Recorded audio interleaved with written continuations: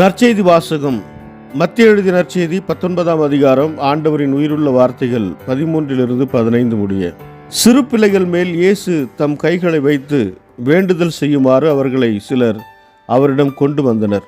சீடரோ அவர்களை அதட்டினர்.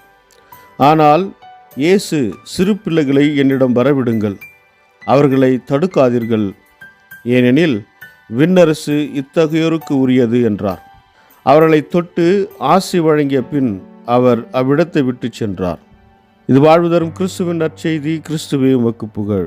ಮತ್ತಾಯ ಅಧ್ಯಾಯ 19 ವಚನ 13-15 ಬಳಿಕ ಜನರು ಯೇಸುವಿನ ಬಳಿಗೆ ಬಂದು ತಮ್ಮ ಚಿಕ್ಕ ಮಕ್ಕಳನ್ನು ತಂದು ಅವರಿಗಾಗಿ ಪ್ರಾರ್ಥಿಸಬೇಕೆಂದು ಆತನನ್ನು ಬೇಡಿಕೊಂಡರು.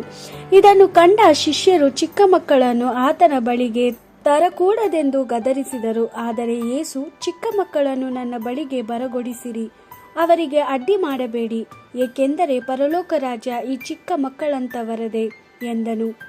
ನಂತರ ಯೇಸು ತನ್ನ ಕೈಗಳನ್ನು ಮಕ್ಕಳ ಮೇಲೆ ಇಟ್ಟು ಆಶೀರ್ವದಿಸಿದನು. ಬಳಿಕ ಅಲ್ಲಿಂದ ಹೊರಟು ಹೋದನು. ದೇವರ ವಾಕ್ಯವಿದು. ದೇವರಿಗೆ ಕೃತಜ್ಞತೆ ಸಲ್ಲಲಿ. Gospel according to Matthew chapter 19 verse 13-15.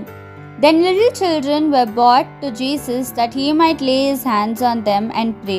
But the disciples scolded those who brought them.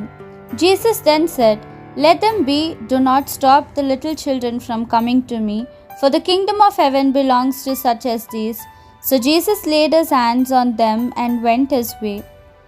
The Gospel of the Lord. Praise to you, Lord Jesus Christ.